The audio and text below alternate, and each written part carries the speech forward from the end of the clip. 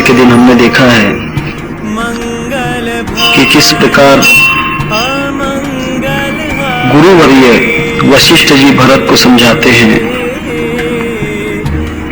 और उन्हें कहते हैं कि आप राज ग्रहण करो, पिताजी का स्वर्गवास हो चुका है तथा आपके भ्राता जो हैं रामचंद्र जी ये वन में चले गए हैं तथा अब प्रजा की सेवा करना तुम्हारा धर्म है, इसीलिए भरत तुम ये राज्य संभालो, राज तिलक करके अयोध्या वासियों का रक्षण करो। ये सब बातें भरत सुन लेता है, माता कौशल्या जी की बात मान लेता है, परंतु धैर्य धर के कहता है, भरत कमल कर जोरी धीर धुरंधर धीर धरी, बचन अमीय जन बोर देत उचित उत्तर सब ही। क्या प्रकार का उत्तर देता है? भरत धैर्य धारण कर लेता है, सुनना चाहिए। कहते हैं धीर पुरुष पहले सब बात को पूरी तरह सुन लेते हैं। जो धीरवान नहीं होते अर्थात जिसका स्वभाव उथला होता है, उथल स्वभाव, जिसका धैर्यवान, जिसके सुनने में धैर्य नहीं है, वे लोग पूर्ण ज्ञानी नहीं होते। भरत तो ज्ञानी ही था, इसीलिए उसने सब धैर्य से सब बातें सुन ली, धीरज धर के सब बातें सुन ली। कहते हैं कि संसार में हर बात को सुनिए, पहले पूरा सुनिए, धीरज के साथ पूरी बातें सुनना चाहिए। उसके बाद योग्य उत्तर अगर आता हो तो देना चाहिए, वरना मौन में ही बड़ी महानता है, मौन में बड़ी महानता है। मौन करने से बहुत फायदे होते हैं। मौन भी 3 प्रकार के हैं। एक वाचिक मौन है, आई बात समझ में? वाचिक मौन है, मुंह से कुछ बात नहीं करना, परंतु इशारे से कहना। किसी ने पूछा कि महाराज ये कहां पर है, तब वो मुंह से कुछ नहीं कहेगा, वो इशारे से कहेगा कि वहां रखा है। ये वाचिक मौन है। दूसरा मानसिक मौन होता है। अगर कोई चीज देख ले, ये बहुत कठिन है, ये जो होता है बहुत कठिन है। मानसिक मौन में मन से भी कोई बात नहीं करना है। कोई हमें बार बार पूछ रहा है कि महाराज थोड़ा सा हमें बता दो, लेकिन हम मन में कहते हैं कि ये बेफजूल मुझे परेशान कर रहा है, मेरा तो मौन है और ये मुझे बार बार तंग कर रहा है। ऐसा भी अगर मन में बोल दिया तो मौन खत्म हो जाता है। इसे मानसिक मौन कहते हैं। तीसरा जो मौन है, ख्याल कीजिए, तीसरा जो मौन है निस्तब्ध मौन है। निस्तब्ध मौन का मतलब होता है स्तब्धता के अंदर भी निस्तब्धता है। स्तब्ध का मतलब है कुछ भी नहीं करना, सुनना भी नहीं, बोलना भी नहीं, विचार भी नहीं करना। ये मौन की तीसरी अवस्था है, परंतु इसको भी पार कर देना। निस्तब्ध, निस्तब्ध का मतलब है स्तब्धता को भी नष्ट कर देना। यही गीता में कहा है, गीता में जो बतलाया है कि कर्म 3 प्रकार के हैं। मौन एक कर्म है, मौन धारण करना एक कर्म है। गीता में कर्म 3 प्रकार के बतलाए हैं। कर्म तो बहुत प्रकार के हैं, परंतु कर्मों की 3 व्याख्याएं हैं, कर्म, अकर्म और विकर्म। गीता पढ़िए आप, गीता के अंदर दिया हुआ है, गीता तत्व विवेचनी के अंदर आपको मिल जाएगा। कर्म, अकर्म और विकर्म। कर्म का मतलब है कुछ करते रहना, अकर्म का मतलब है कुछ भी नहीं करना, और विकर्म का मतलब है सब कुछ करते हुए मैंने नहीं किया। इस बात की याद रखना, सब कुछ करना है लेकिन मैंने कुछ नहीं किया, ये विकर्म है। सच्चा ज्ञानी वह होता है जो सब कुछ करके भी उसमें लिप्त नहीं होता। भगवान श्री कृष्ण सच्चे ज्ञानी थे, 16,108 पत्नियां थी, फिर भी ब्रह्मचारी थे। दुर्वास मुनि सच्चे ज्ञानी और कर्मी थे कि 9 खंडी भोजन करके भी उन्होंने एक कण भी अन्न का नहीं ग्रहण किया। अर्थात संसार के सब कर्म करके उन कर्मों का कोई भी अपने ऊपर संबंध नहीं रखना, उसको विकर्म कहते हैं। तब मैं मौन रख रहा हूं, मैं मुंह से नहीं बोल रहा हूं परंतु मन से बोल रहा हूं, मन से तो बोल रहा हूं, मन से भी नहीं बोल रहा हूं, ये बात को जान रहा हूं, मतलब मौन नहीं है। मेरा मन जब कुछ नहीं बोलता है तब मैं समझता हूं कि मेरा मन भी नहीं बोलता उसके अंदर। परंतु निस्तब्धता का मतलब है कि बोलना और नहीं बोलना उसके आगे निकल जाना है। वाचा, वाच्य और वाचक, वाचा, वाच्य और वाचक, कर्ता कर्म क्रिया, ध्याता ध्येय ध्यान, दृष्टा दृश्य दर्शन, यह त्रिपुटी को छेद कर आगे निकल जाना है। तब भरत ने वही किया, उसने धीरज करके सब बातों को सुन लिया। दुनिया में बोलना रोक सकते हो आप, एक बात ख्याल कीजिए, बोलने पर आप कंट्रोल, निस्तब्ध मौन भी हो सकता है आपका, मानसिक मौन भी हो सकता है, वाचिक मौन भी हो सकता है। मौन रखना कोई बड़ी बात नहीं है, परंतु श्रवण के ऊपर कंट्रोल नहीं होता। श्रवण के आप दृश्य के ऊपर भी कंट्रोल कर सकते हो, आंखों को बांध के रख सकते हो। ये जो बात है, जैसे गांधारी ने जीवन भर अपनी आंखें पति के लिए बांध के रखी, अपने पति के लिए जीवन आंखें बांध कर रखी। इसमें बहुत बड़ा रहस्य है। पति से एक रूपता साधने का यह बहुत बड़ा साधन है। पति को ईश्वर जान लिया। देखिए, जो धृतराष्ट्र थे, धृतराष्ट्र जो राजा थे, उनकी पत्नी गांधारी, उनको उन्होंने देखा नहीं, परंतु आंखें बंद करके भी वह उसी का चिंतन करते थे। अर्थात पत्नी को अपने आंखों के भीतर ही रखते थे। अब विचार की बात है, अगर कोई आंखों में किसी को देखता है, आंखें बंद करके देखता है समझो, तब उस वक्त उसमें, मैंने आपको कल बतलाया, टेलीपैथी, टेलीपैथी की ये पद्धति है। गांधारी और धृतराष्ट्र की टेलीपैथी ही है, एक दूसरे के चित्त में प्रवेश कर जाना। गांधारी के चित्त में धृतराष्ट्र है और धृतराष्ट्र के चित्त में गांधारी है। ये बहुत बड़ी साधना है। गांधारी तपस्वी थी, इसीलिए वो अपने पुत्र को वज्र कर सकी। उसने दुर्योधन को वज्र बना दिया था, पूरा शरीर वज्र कर दिया था। ये एक तपस्या है, टेलीपैथी है। प्रकार यह है कि धृतराष्ट्र को अपने अंतर्दृष्टि से अपने आंखों के सामने रखता है, तब गांधारी भी उनके सामने, अर्थात उसको रखना चाहे अपने आंखों के भीतर, तब स्थूल रूप से नहीं रख सकती, क्योंकि धृतराष्ट्र गांधारी को सूक्ष्मता से देख रहे हैं और गांधारी अगर उनको स्थूल रूप से देखे तो बैलेंस बिगड़ जाएगा, बैलेंस बिगड़ जाता है।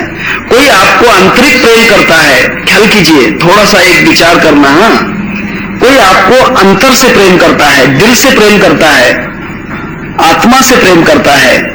जैसे भाई अपनी बहन को प्रेम करता है, बहन भाई को, माँ बेटे को, बेटा अपने माता पिता को, गुरु शिष्य को, शिष्य गुरु को, यह अंतर आत्मा का प्रेम होता है। समझ लीजिए, कोई एक महिला किसी को अपना भाई समझकर आत्मा से प्रेम करती है, अर्थात वो सूक्ष्म प्रेम कर रही है, वह उसको अपना भगवान मान रही है। परंतु यहां अगर स्थूल प्रेम करने लग जाए, उसके देह से प्रेम करने लग जाए, यह अगर उसके भाई मानने वाली बहन से वह आत्मा से प्रेम कर रही है, लेकिन उससे अगर यह स्थूल प्रेम की याचना करे, देह के प्रेम की याचना करे, तो बैलेंस टिकेगा? बैलेंस बिगड़ जाएगा, बैलेंस खत्म हो जाएगा। और यही गुरु शिष्य का संबंध है, यही गुरु शिष्य का संबंध है। गुरु का शिष्य से प्रेम और शिष्य का गुरु से प्रेम जिस दिन एक हो जाता है, उस वक्त शिष्य गुरु को संदेश दे सकता है, देख सकता है, उससे बात कर सकता है। गुरु अपने शिष्य को आंतरिक प्रेम करने लग जाए तो वहां शिष्य से बात कर सकता है, चाहे शिष्य कहीं भी रहे, शिष्य कहीं भी हो, उससे बात कर सकता है, उसको संदेश दे सकता है। परंतु ये टेलीपैथी है, आंतरिक आत्मिक प्रेम होना चाहिए, गुरु से आत्मा रूपी प्रेम होना चाहिए, गुरु के स्थूल देह से प्रेम नहीं। तब धृतराष्ट्र गांधारी से आत्मिक प्रेम कर रहा है, फिर गांधारी अगर उसके शारीरिक प्रेम से संबंध रखे तो गांधारी चूक सकती है। इसीलिए गांधारी ने अपनी आंखें बांध ली थी। ये महाभारत का बहुत बड़ा रहस्य है। मैंने कहा ना कि महाभारत बहुत बड़ी साइकोलॉजिकल ग्रंथ है, मानस शास्त्र है। महाभारत साइकोलॉजी है। जिसको महाभारत समझ गया, समझ लेना कि संसार के सब तत्व, महाभारत को पांचवा वेद भी कहते हैं, सूक्ष्म वेद कहते हैं, क्योंकि जो वेद भी नहीं कह सकते वो महाभारत कहता है। तब यह आत्मिक प्रेम जो है, आत्मिक प्रेम संक्रमण कहते हैं। प्रेम का संक्रमण मन से होता है, वह कच्चा संक्रमण है, उथला प्रेम है। देह से संक्रमण होता है, आंखों से आंखें मिल जाना, बात से बात कर लेना, स्पर्श कर लेना, ये सब झूठा प्रेम है, उथला प्रेम है। परंतु आत्मा से आत्मा का जब संबंध आंतरिक प्रेम हो जाता है, यह महान है। और यहां अवस्था आना चाहिए, और यही अवस्था गुरु शिष्य में जिस दिन आ जाती है, सभी गुरु शिष्य से संबंध रखते हैं, परंतु जब तक शिष्य अपने अंदर से बैलेंस पूरा नहीं जोड़ता, बैलेंस नहीं करता है। देखिए, एक बहुत अच्छा मराठी के अंदर ओवी है, सद्गुरुनाथ गगनधाड़ी। सद्गुरुनाथ गगनधाड़ी का मतलब गुरु आपको स्वर्ग तक ले जा सकता है। सद्गुरुनाथ गगनधाड़ी वस्तु नयन कोठड़ी। वस्तु कहां है? दृष्टि के अंदर है। अजपा जपाची तागड़ी, अर्थात अजपा मंत्र, सोहम मंत्र का तराजू है, ग्राहक कोनी मिले ना। अब सोहम का तराजू कैसे हो सकता है? सोहम के अंदर सो और हम, जो सो है वो गुरु है और हम तो शिष्य हैं। जो गुरु है वो मैं हूं। गुरु कहता है कि जो शिष्य है वो मैं हूं। ऐसी अवस्था होती है। अवस्था ये आ जाती है, समय ऐसा आ जाता है। देखिए, यही बात संत नामदेव महाराज और पांडुरंग परमात्मा में हुई। दोनों का बैलेंस एक हो गया। भगवान परमात्मा जो थे, पांडुरंग विठल जो थे, और नामदेव महाराज, इन दोनों के आत्मिक प्रेम का संबंध हो गया, एकाग्रता, एकात्मता हो गई। तब कहा, विठल ने कहा कि हे नामदेव, तू और मैं कोई फर्क नहीं है, जो तू है वो मैं हूं, सो हम, तू है वो मैं हूं, अब कोई फर्क नहीं है। इसीलिए एक काम कर, तू मेरी जगह बैठ जा। नामदेव को जहां पर विठल खड़े हैं उस ईंट के ऊपर खड़ा कर दिया, और भगवान एक तरफ खड़े हो गए। भगवान दिखाई नहीं दे रहे थे।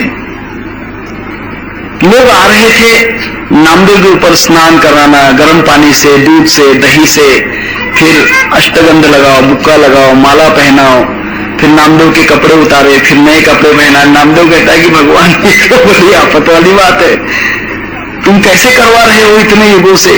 कितने बार लोग कपड़े उतार रहे हैं, हा? कितने बार लोग मुंह में भोजन डाल रहे हैं, मैं तो खा खा के परेशान हो रहा हूं, मेरे तो कपड़े उतार रहे हैं तो मैं घबरा रहा हूं कि क्या करूं। भगवान, ये जो काम है मैं नहीं कर सकूंगा। तब उसने कहा कि फिर आत्मा से आत्मा क्यों मिलाई, मुझसे एक रूप क्यों हुए? अगर एक रूप हुए हो तो तुम्हें मेरे साथ चलना पड़ेगा, मेरे साथ चलना पड़ेगा। ये जो माला है, ये फूलों की माला है। फूलों का अधिकार है भगवान के गले में जाना, परंतु उसके साथ जो धागा है उसकी कोई कीमत नहीं है। एक 5 पैसे का धागा भी नहीं होगा। फूल कहते हैं कि तुम हमारे अंदर समाविष्ट हो गए हो, हे धागे, तुम मेरे अंदर आ गए हो, इसीलिए तुमको हमारे साथ भगवान के गले में आना ही पड़ेगा, क्योंकि वो धागा फूलों में एक हो गया है, आत्मिक संबंध हो गया है, फूलों में समा गया है। इसीलिए वो धागा दिखेगा नहीं। आप कहेंगे कि मैंने फूलों की माला डाली है, परंतु नहीं, फूल कहेंगे कि हमने माला नहीं डाली, धागे की माला बनी है। धागा था, हम तो फूल थे, धागे से है। गुरु कहता है कि मैं गुरु नहीं हूं, मेरा शिष्य है इसलिए मैं गुरु हूं। ख्याल कीजिए। लीजिए, ऐसी अवस्था होती है आत्मिक अवस्था। शिष्य जो होता है, गुरु कहता है कि मैं गुरु नहीं हूं, अगर शिष्य नहीं है तो मैं गुरु नहीं हूं, पुत्र नहीं है तो मैं पिता नहीं हूं, संतति नहीं है तो मैं मां भी नहीं हूं। इसीलिए भगवान कहता है कि भक्त जो है उसकी वजह से मैं हूं। तब आत्मिक प्रेम जो है, स्तब्धता आना चाहिए, अर्थात दूसरे की सुनने की ताकत होना चाहिए पहले। इसीलिए सबसे पहले जीवन में 3 चाबियां हैं। मैंने आपको पहले कहा, जीने की कला नाम की किताब है, जीने की कला मेरे पास होगी, लेकिन मालूम नहीं कौन सी जगह रखी है, किताब ज्यादा बड़ी नहीं है।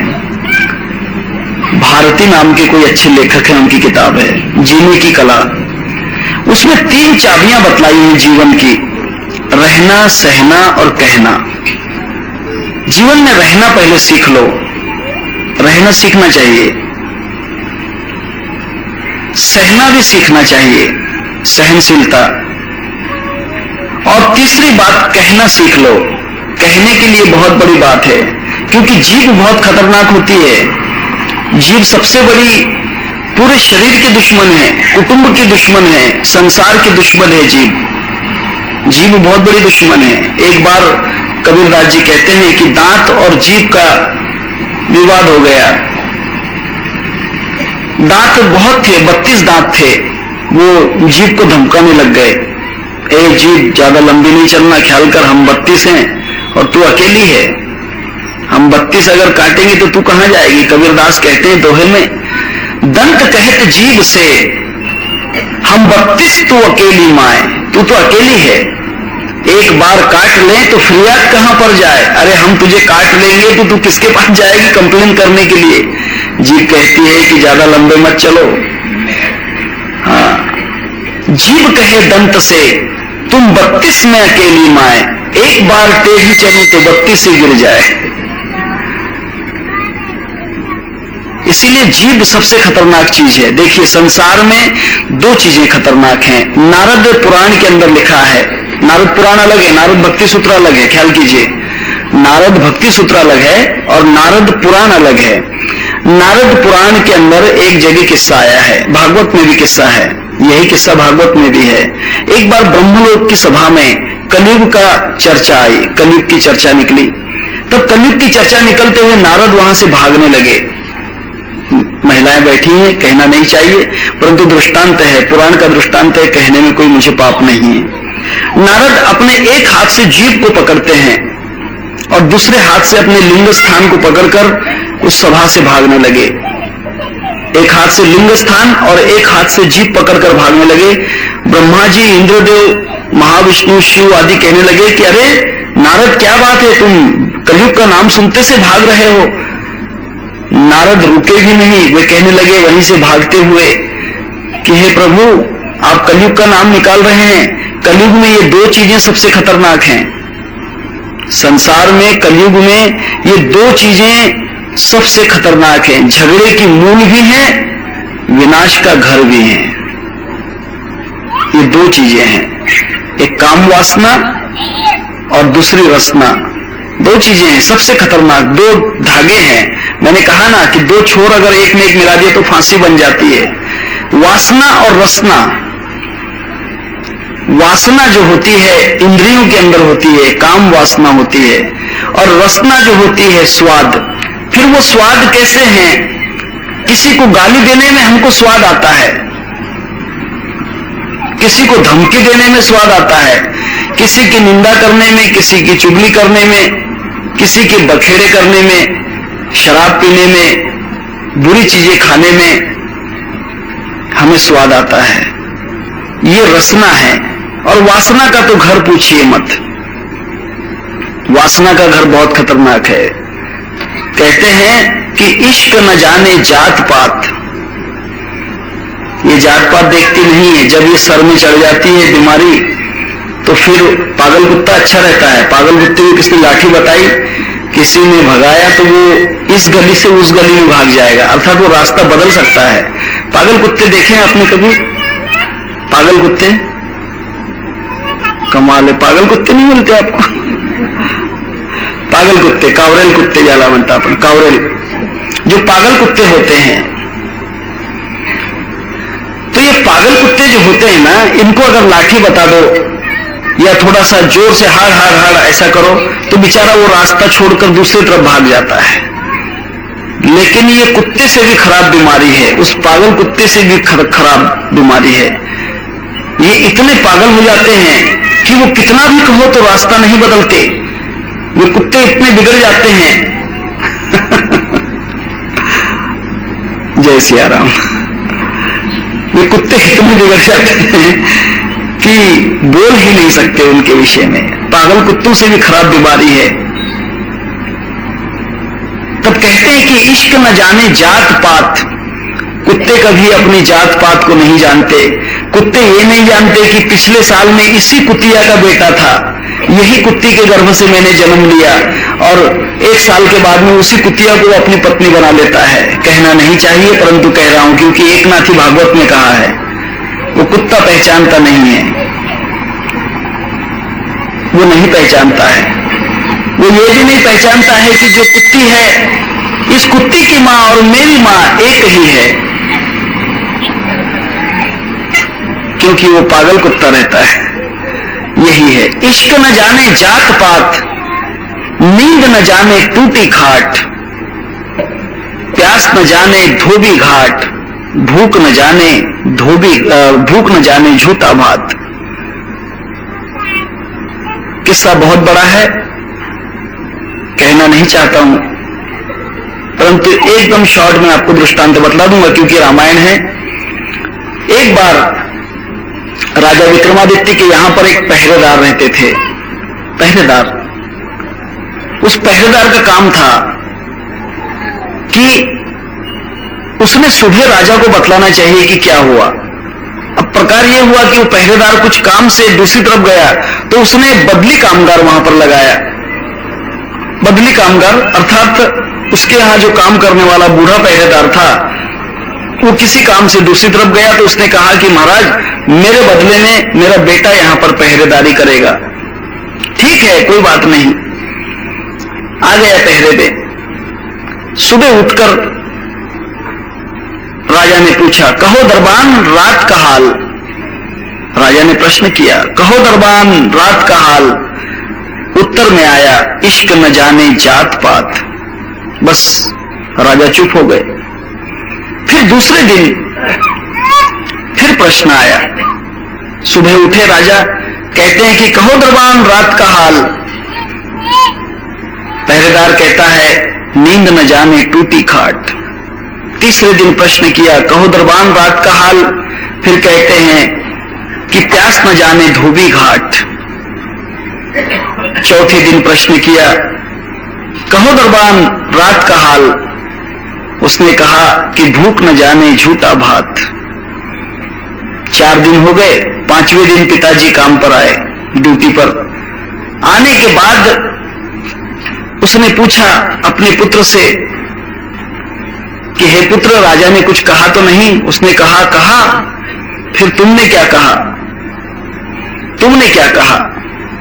उसने कह दिया कि मैं जो देखा वही कह दिया। राजा विक्रमादित्य के सामने सभा में उसको पेश किया कि दरबान बतलाओ 4 दिन का हाल। 4 दिन का हाल बतलाओ। दरबान ने वही बात कह दी, इश्क न जाने झूठी बात, नींद न जाने टूटी खाट, प्यास न जाने धोबी घाट, भूख न जाने झूठा भात। तब लोग कहने लगे कि महाराज ये दरबान क्या कहना चाहता है? उसने कहा कि इसने जो कहा वो सत्य है, सत्य है, बिल्कुल सत्य है। राजा विक्रमादित्य सत्य को अपना मानता है और असत्य है उसका विरोध करता है। फिर कहा कि दरबान अब बतलाओ, आंखों देखी बात बतलाओ। तब उसने कहा कि हुजूर माफ करें, मैं बदली कामगार हूं, मैं कोई आपका परमानेंट गुलाम नहीं हूं। परमानेंट गुलाम नहीं हूं। परमानेंट गुलाम होता तो सब नीचे करके सब बातें मान लेता, लेकिन मेरा क्या है? वर्किंग चार्ज के ऊपर हूं। आज यहां की नौकरी छोड़ दी तो कल वहां की कर लूंगा। मैं सच कहता हूं, आज से 4 दिन पहले है महाराज, तुम अपने महल के भुयार के रास्ते से चले और तुम्हारी एक प्रेमिका थी परित, कपड़े धोने वाली, उसके वहां गए। आप तो क्षत्रिय थे, और देखिए आपकी रानी इतनी सुंदर होते हुए उस परिक से आपने प्रेम व्यवहार किया, इसीलिए मैंने कहा कि इश्क न जाने जात पात। दूसरे दिन आप फिर गए वहीं पर, मैं आपके पीछे पीछे था, फिर वहीं गए, आपको नींद आ गई। जो महलों के अच्छे महल के पलंगों पर सोने वाले बादशाह उस प्रेमिका की टूटी खटिया पर सो गए, मैं वहीं खड़ा रहा। तीसरे दिन आप घर से जल्दी निकले, पानी पीना भूल गए, तब आपको प्यास लगी। उस कपड़े धोने वाली ने कहा कि हे महाराज, मैं कोई तुम्हारी गुलाम नहीं हूं, तुम्हें पानी पीना है तो ये धोबी घाट है, वहां लोग कपड़े धोते हैं, वो पानी पी लो। प्यास लगी थी, वो पानी पी लिया तुमने। फिर चौथे दिन आपको भूख लगी थी, घर का भोजन अच्छा था, नौरस का पकवान था, लेकिन वो त्याग कर आप भोजन समय पर, भूख कब लगेगी कह नहीं सकते। आई बात समझ में? भूख आदमी को कब लग जाए ये कह नहीं सकते।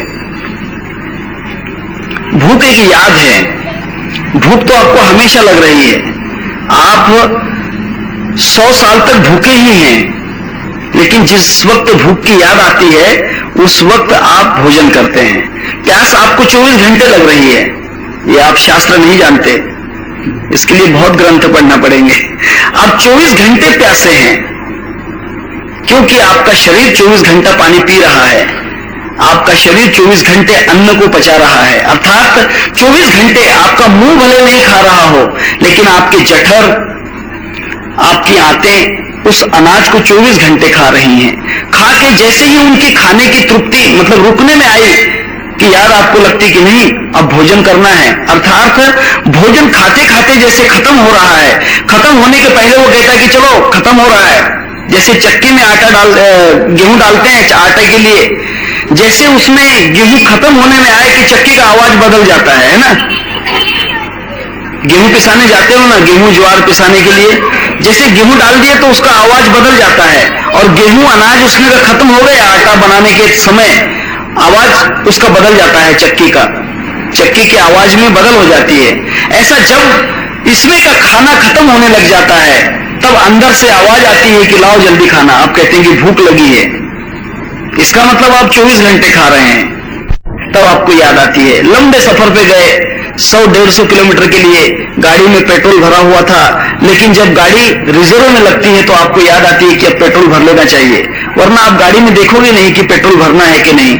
रिजर्व में लग गई, आप रिजर्व का कॉर्क जैसे ऑन करते हैं, थोड़ा उसमें पेट्रोल रहता है, फिर आप दूसरा पेट्रोल भर देते हैं। इसीलिए आप 24 घंटे खा रहे हैं, 24 घंटे आप पानी पी रहे हैं, 24 घंटे आप सांस ले रहे हैं, आप 24 घंटे देख रहे हैं, आप आंखें खोलकर भी देख रहे हैं, आंखें बंद करके भी देख रहे हैं, आप कान से 24 घंटे सुनते हैं। दूसरी बात, आप 24 घंटे शरीर से काम कर ही रहे हैं, क्योंकि आपके शरीर के अंदर जो मेटाबॉलिज्म पावर है, साइंस कहता है कि 24 घंटे आपका खून दौड़ रहा है, आपकी सांस चल रही है। इसका मतलब भले ही आप सो रहे होंगे लेकिन खून की दौड़ चालू है, इसका मतलब आप 24 घंटे काम कर ही रहे हैं, आपकी यंत्र 24 घंटे काम कर रही है। ये 100 साल तक यंत्र चलता है, जिस दिन ये यंत्र रुक जाता है उस दिन पूरा संसार, कहत कबीर सुन मरे गुनिया, आप मर गए पीछे डूब गई दुनिया। कोई भी काम कभी एक क्षण के लिए बंद नहीं, कभी बंद नहीं, भूख कभी बंद नहीं।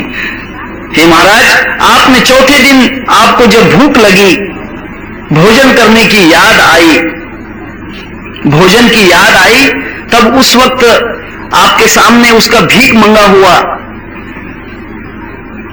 भोजन था, सुबह का मंगा हुआ भोजन था। उसने कहा कि देखो मेरे पास तो कोई इतना ताजा भोजन नहीं है, तुम्हें भोजन करना है तो वो बर्तन में पड़ा हुआ है, सुबह का खाना था, थोड़ा मैंने खाया था, थोड़ा बच्चों ने खाया था, और बचा हुआ है, खाना तो खा लो। भूख न जाने झूठ भात, राजा रमादित्य ने वो भोज कर लिया। इसका आध्यात्मिक अर्थ थोड़ा और है, इसका आध्यात्मिक, कथा की तरफ मत जाइए, कथा की बात अलग है।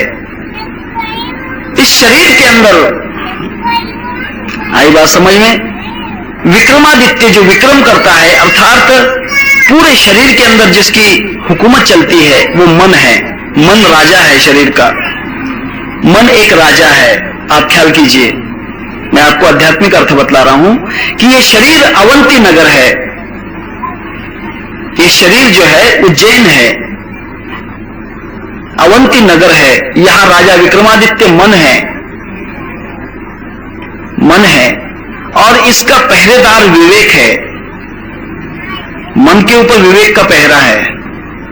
मन क्या कर रहा है विवेक जानता है, विवेक जानता है। परंतु विवेक अगर वहां पर हमेशा का गुलाम हो गया, मन का गुलाम अगर विवेक बन गया, तो फिर वह सच्ची बात की तरफ ख्याल नहीं देता। क्या उसके पिताजी वहां पर नौकरी नहीं करते थे? राजा विक्रमादित्य के यहां जो 4 दिन के लिए बदली कामगार आया हुआ था, क्या वहां उसके यहां काम नहीं करता था? करता था, लेकिन उसने कभी नहीं कहा। ये जो बातें थी वो रोज देखता था कि राजा कहां जा रहा है, क्या कर रहा है, किससे संबंध है, परंतु वह कहता नहीं था, बोलता नहीं था, क्योंकि वह हमेशा का गुलाम है। आपके पास में भी विवेक है, परंतु आपका विवेक आपके मन का गुलाम हो चुका है।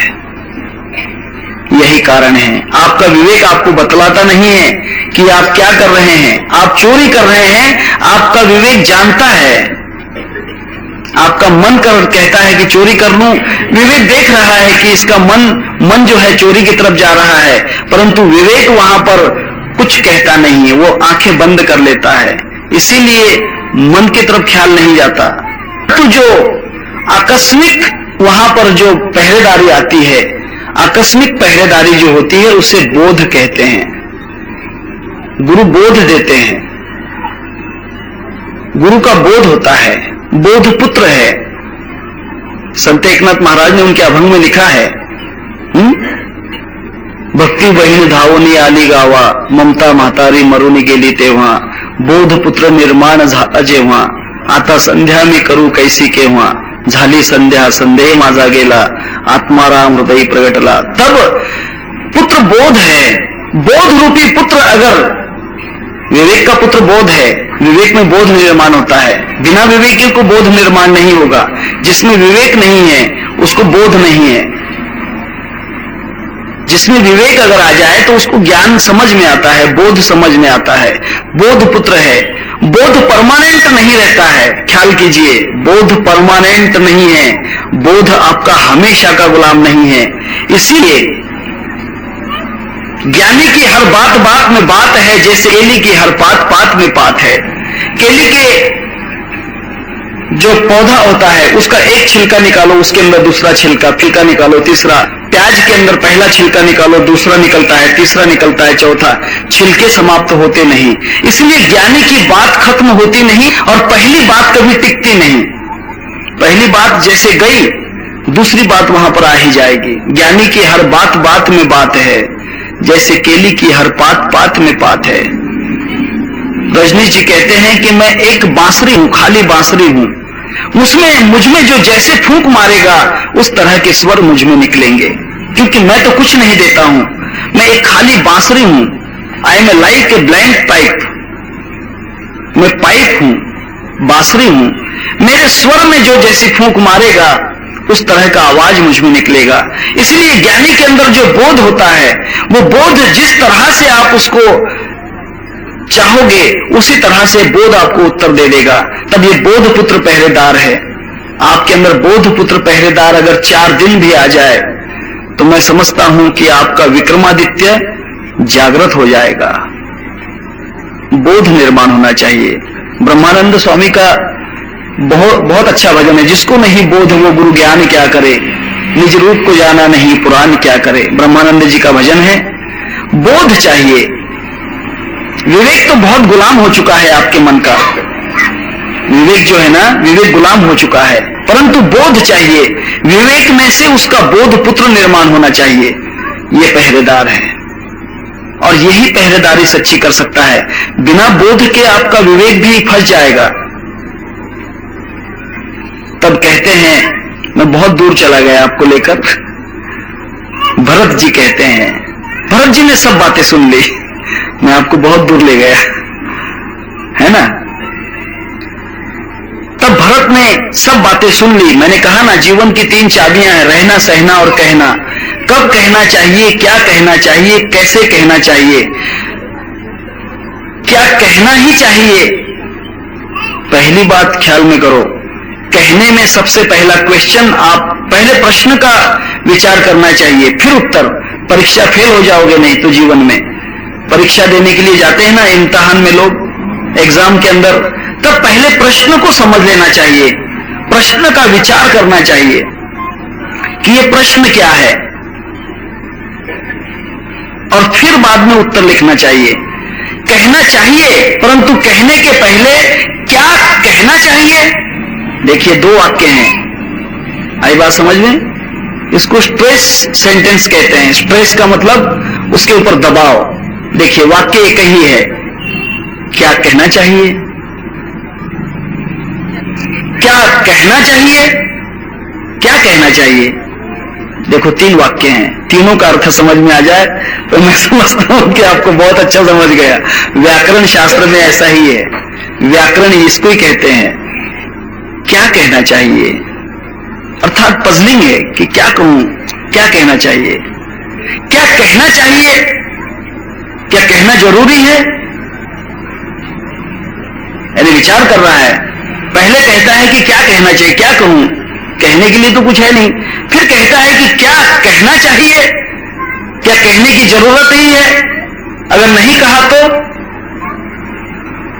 फिर प्रश्न विचार करता है, क्या कहना चाहिए, क्या कहूं,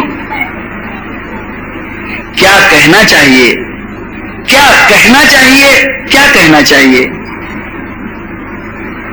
बदल जाता है अर्थ स्ट्रेस में। इसीलिए वक्ता की वाणी पे विचार कीजिए, वाणी के ऊपर विचार करना पड़ता है। आपको मालूम नहीं होगा, स्वर 7 ही होते हैं, सारे ग म प ध नि सा, ये 7 स्वर हैं। इसमें आरोह अवरोह रहते हैं, परंतु इनके अंदर कोमल और तीव्र स्वर होते हैं। कोमल स्वर जो होते हैं वे तीव्र के बाद में आते हैं, अर्थात जैसे सा दबाओगे तो रे के आने के पहले कोमल रे आ जाएगा। ठीक है, संगीत की बात नहीं कहता हूं, तीव्र और कोमल होते हैं, जाने दीजिए, गहराई में नहीं जाना है हमको, संगीत की गहराई में नहीं जाना है। तीव्र और कोमल स्वर होते हैं। कोई भी राग 7 स्वरों से बनता है और दुनिया में 14,844 राग हैं। मेरे पास किताबें हैं उसकी, भातखंडे बोल के अच्छे लेखक हो गए हैं, पूना के थे पंडित भातखंडे, उनकी 5 ग्रंथ हैं। जगदीश महाराज आए कि जगदीश महाराज ने लाए थे, इंदौर से किताबें मंगाई थी मैंने इनसे, सरार बुक डिपो के ऊपर, राजवाड़ा इंदौर से भातखंडे की किताबें हैं। उसमें 14,844 राग हैं, परंतु बने किससे हैं, सिर्फ 7 स्वरों से। 7 स्वर 14,844 राग बनाते हैं। बनते कैसे हैं, सिर्फ कोमल और तीव्र से, बाकी कुछ भी नहीं। तीव्रता और कोमलता में थोड़ा भी चेंज हो गया, राग बदल हो जाता है। भैरव राग गा रहे हैं, भैरव राग में एक भैरव राग थोड़ी है, करीब 70 भैरव राग हैं, एक भैरव नहीं है। एक भैरव गा रहे हैं, स्वर थोड़ा चेंज हुआ, भैरव से अहिर भैरव बन जाएगा। थोड़ा स्वर तीव्र हो गया, पहाड़ भैरव बन जाएगा। और स्वर चेंज हो गया, तिलक भैरव बन जाएगा। फिर बाद में और स्वर चेंज हो गया, तीव्र कोमल जग भैरव बन जाएगा। फिर बाद में निशा भैरव बन जाएगा, आक्रम भैरव बन जाएगा। ऐसे 70 मैं पूरे नाम नहीं जानता हूं, मेरे पास में है, लेकिन मैं उनका पूर्ण नहीं जानता हूं। भैरवी भी वैसे ही हैं, भैरवी एक प्रकार के नहीं, मालकोश एक प्रकार के नहीं, यमन एक प्रकार के नहीं, श्री राग एक प्रकार के नहीं, दीपक राग एक प्रकार के नहीं। ऐसे हर राग जो हैं तीव्रता से और कोमलता से बदल जाते हैं। तब क्या कहना चाहिए, अर्थात रहना, सहना और कहना। भरत जी ने विचार किया, पहले सब सुन लिया, जाने दीजिए, ये बहुत गहराई है, ये मानस शास्त्र है। मानस शास्त्र के अंदर बहुत गहराई है। अगर आप मानस शास्त्र का स्टडी करो तब आपके समझ में आएगा। कहने के अंदर स्ट्रेस होते हैं, कहने में भाषा में फर्क होता है। जैसे कोई व्यक्ति है, उसको हम कहते हैं पानी लाओ, सुनेगा वो अपनी बात को? पानी लाओ, वो कहेगा अरे वाह रुबाब कर रहा, जाओ नहीं लाते।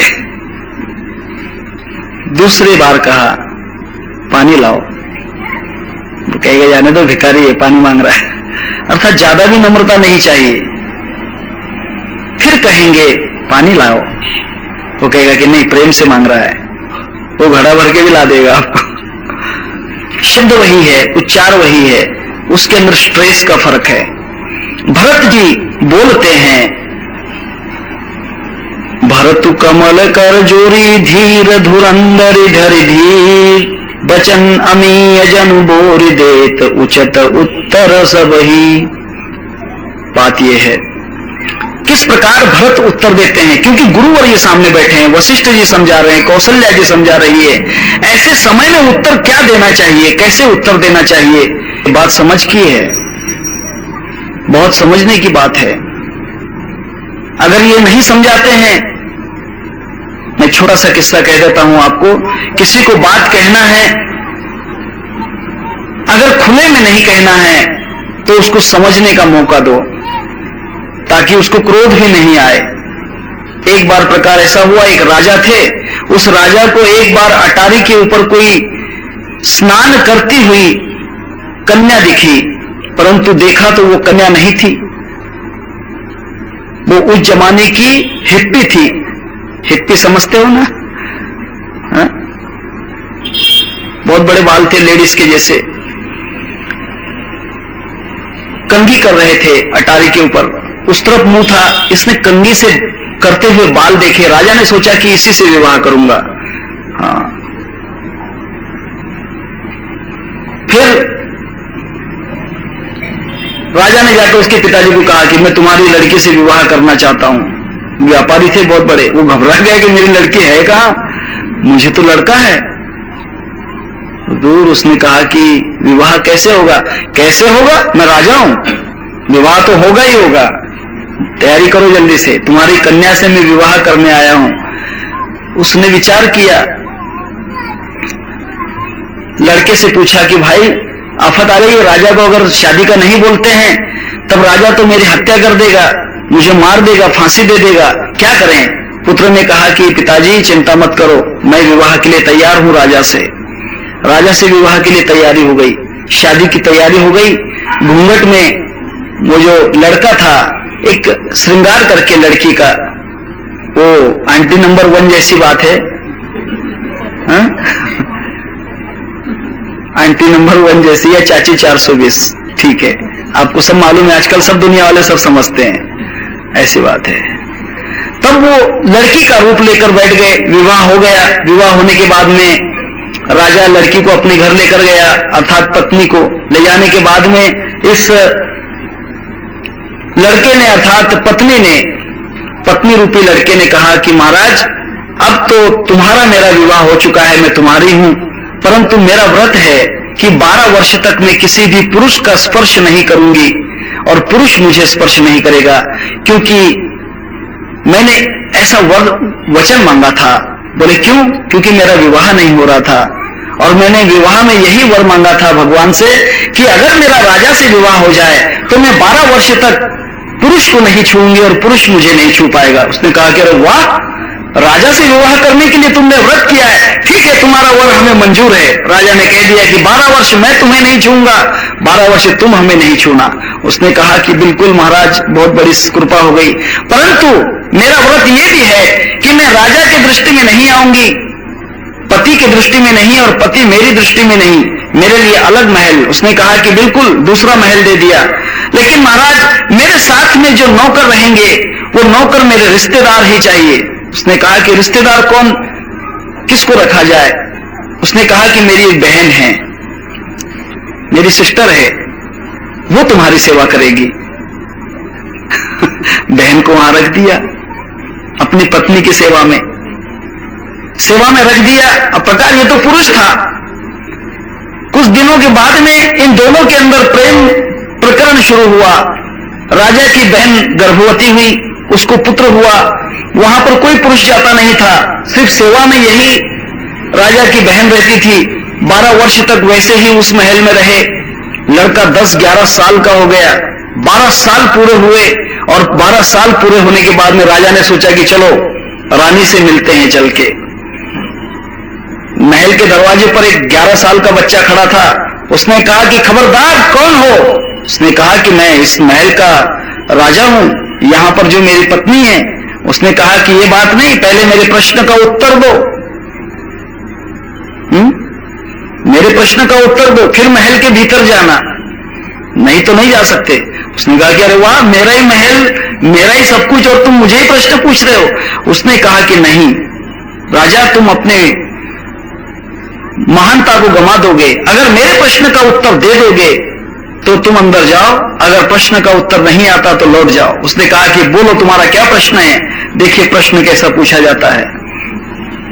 11 साल के बच्चे ने प्रश्न किया, सुन बे राजा ते, हे राजा सुन बे राजा ते, तेरे जोरू का बेटा मैं, अर्थात तेरे पत्नी का बेटा मैं हूं। सुन बे राजा ते, तेरे जोरू का बेटा मैं, तू मेरा मामा मैं तेरा भांजा, इसका रिश्ता क्या?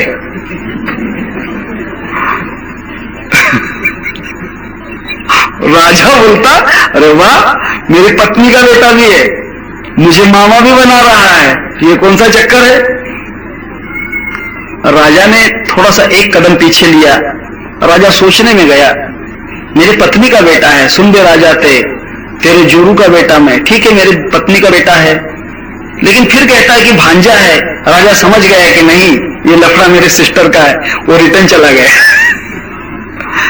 कहने का मतलब यह है कि बोलने की भी कला है, कैसे बोला जाए। राजा को तो क्रोध नहीं आना चाहिए, वरना राजा जाकर उस जो व्यापारी था उसके पुत्र को मार सकता था, उसकी हत्या कर सकता था। परंतु कहने में, भाषा में फर्क है। इसीलिए किसी से बात करते समय पहले तोल फिर बोल। भरत ने तोल कर बात की है। तब भरत कहते हैं, मोहि उपदेश दीन गुरुनी का, प्रजा सचिव सम्मत सबही का, मातु उचित धरिया सुदीना, अब शीश धरि चाहू कीना। हे महाराज, मुझे गुरुजी ने सुंदर उपदेश दिया है, मैं उसका विरोध नहीं करता हूं। प्रजा, मंत्री आदि सभी को वह उपदेश सम्मत है। माता ने भी उचित कहा है, उसको मैं अपने सर पर धारण करता हूं। भरत ने कहा कि अगर मैं अभी बोल देता हूं कि नहीं नहीं, मुझे ये बात मान्य नहीं है, मैं ये बात नहीं मानूंगा, तब शायद गुरु शाप दे दे, माता को शापित कर दे। इसीलिए उन्होंने समझ के बात कही। तब कहते हैं आगे उपदेश। देखिए, भरत बोलते समय उसको प्रूफ लगाते हैं। कोई भी बात बोलते समय उसका प्रूफ चाहिए, बिना प्रूफ के बात नहीं करना। बिना प्रूफ के बात करोगे तो फंस जाओगे। हाँ, बिना प्रूफ के कभी बात नहीं करना चाहिए, ऐसी बात है। अगर उसका कोई एविडेंस नहीं है, पुरावा नहीं है, तब बात फंस जाएगी। अभी तक उसने नहीं छूटा है, मालूम है ना? हाँ, छूट गया, कोई बात नहीं, लेकिन प्रूफ की बात है। अगर प्रूफ रहता तो पहले दिन ही जजमेंट। ये लफड़े हैं, छुटला, ठीक है। तब कहते हैं, भरत प्रूफ के साथ बात कर रहे हैं।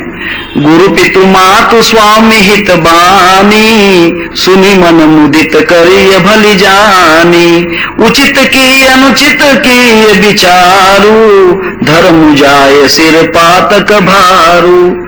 भरत कहते हैं कि हे महाराज, मैं जानता हूं कि गुरु, पिता, माता, स्वामी और सच्चा मित्र, इनकी वाणी को सुनकर प्रसन्न मन से उसकी अच्छी समझकर उसको मानना चाहिए। अगर उचित अनुचित का विचार करने से धर्म जाता है और सिर पर पाप का भार चढ़ता है। जो कोई उसका उचित और अनुचित विचार नहीं करता तो धर्म का नाश होता है। कोई भी बात का एकदम निर्णय नहीं करना चाहिए, ख्याल कीजिए, धर्म का विनाश हो जाएगा। कोई भी चीज एकदम उसका विचार, कोई भी चीज में जल्दबाजी नहीं करना चाहिए। जल्दबाजी करने में बहुत बड़ा नुकसान है। Haste is waste. हेस्ट करने में, हेस्ट का मतलब जल्दबाजी, उसमें वेस्ट हो जाता है, सब कुछ जीवन नाश हो जाता है। मैंने आपको दृष्टांत पहले भी कहा है। कोई ट्रक चलाने वाले लोग थे, वो एक बुढ़िया को अच्छा मानते थे, उनको अम्मा जी कहते थे। 70-80 बरस की बुढ़िया थी। एक दिन प्रकार ऐसा हुआ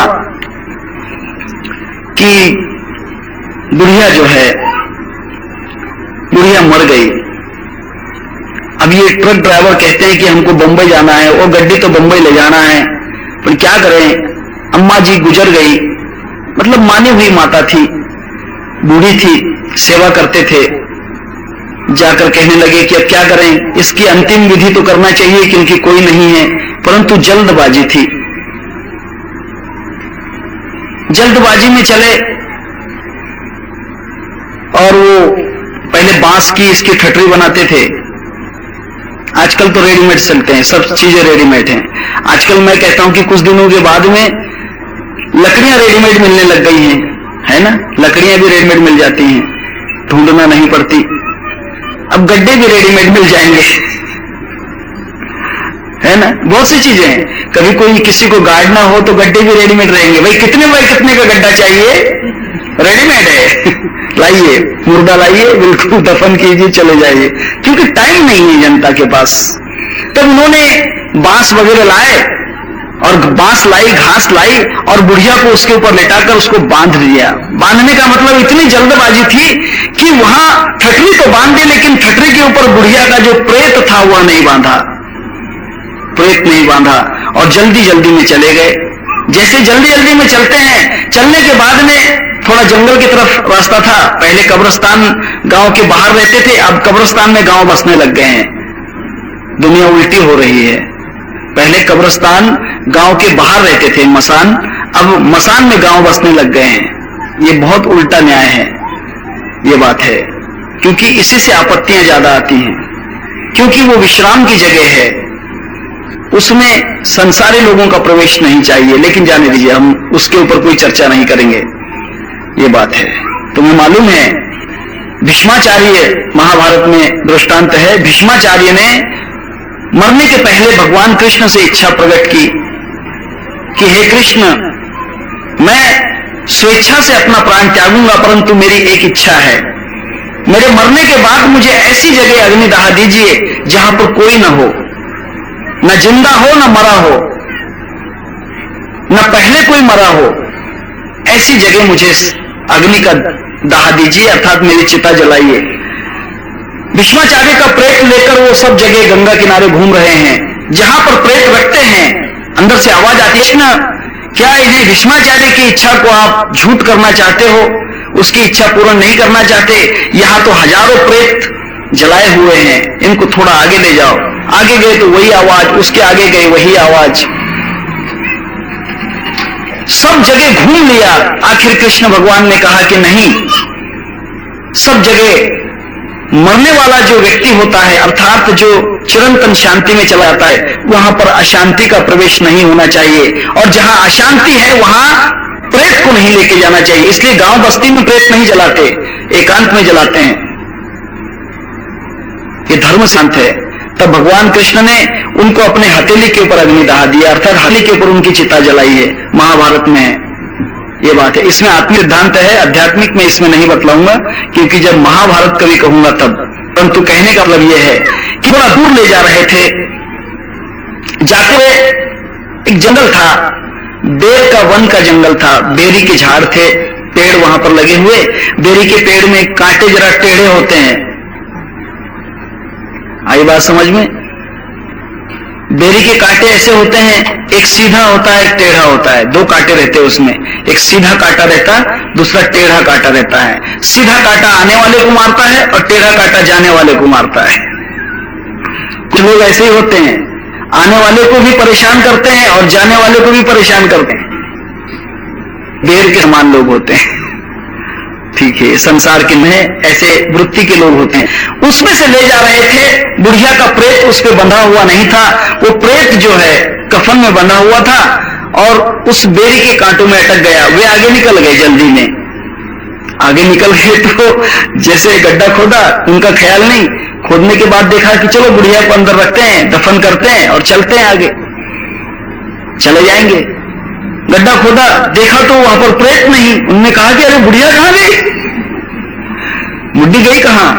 मैं कहा कि अरे जल्दी ढूंढो, गड्डी ले जाना है बंबई। वो पापे गड्डी तो बंबई ले जाना है, जरा जल्दी कर। उसने कहा कि अरे बुढ़ी है, बुढ़ी कितने गई? कहने कहीं के खबर है, खबर नहीं है। और ढूंढ है, ढूंढ जल्दी ढूंढ। ढूंढने के लिए निकले तो वहां पर उपली चुनने वाली एक बुढ़िया थी, गौरव वेशनारी कोई बुढ़िया थी, दूसरी बेचारी उपले चुन रही थी, वो भी बूढ़ी थी।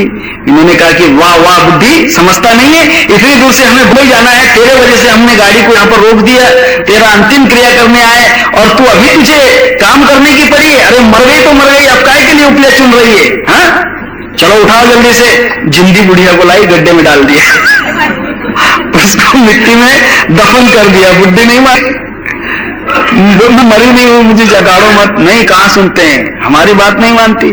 दिया दफन करके ऊपर से मिट्टी डाल दी।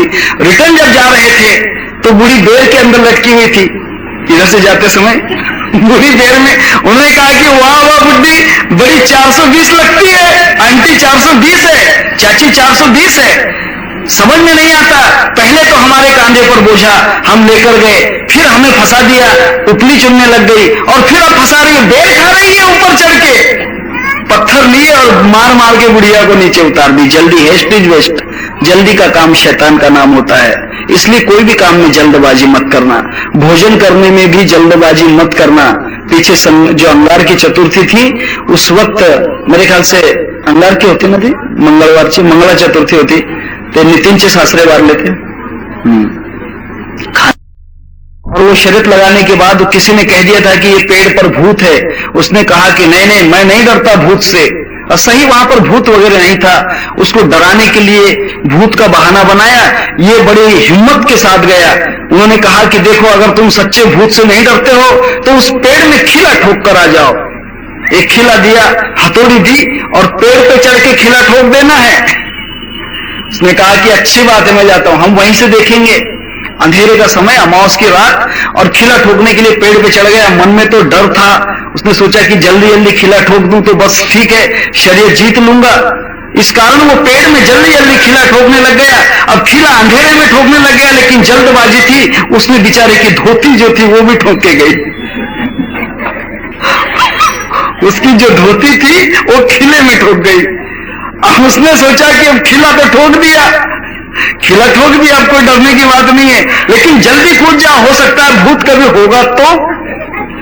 उसने पेड़ पर से छलांग लगाने चाहिए तो धोती खुल गई। जोर जोर से चिल्लाने लग गया कि अरे बचाओ बचाओ, मुझे तो भूत ने पकड़ लिया, मेरी धोती खोल दी, मेरी धोती खोल दी। जल्द का काम शैतान का नाम, हेस्ट इज वेस्ट। जल्दबाजी नहीं करना है, विचार करके कोई भी काम करना है। जीवन में रहना, सहना और कहना, कोई भी काम रहना अगर हो तो रहना सीखिए। गुरु से सीखिए कि रहना कैसा चाहिए। गुरु ठेविल तैसे रहावे, गुरु जैसा कहते हैं वैसा रहो। गुरु कैसा कहते हैं, जैसा कहते हैं वैसा कहो, उल्टा नहीं कहना, अपने मन से जोड़कर नहीं कहना। जैसा कह गए हैं वैसा ही कहो। मागे थोर थोर संत महात्मे होऊन गेले, त्यांचे कार्य अजूनही चाले, का ते पुण्य मार्गे वर्तले म्हणून या। इसीलिए जो संत जैसा कहते हैं वैसा ही करो, वैसा ही कहो। वेदांत को, शास्त्र को, पुराण को उल्टा बनाकर मत कहो।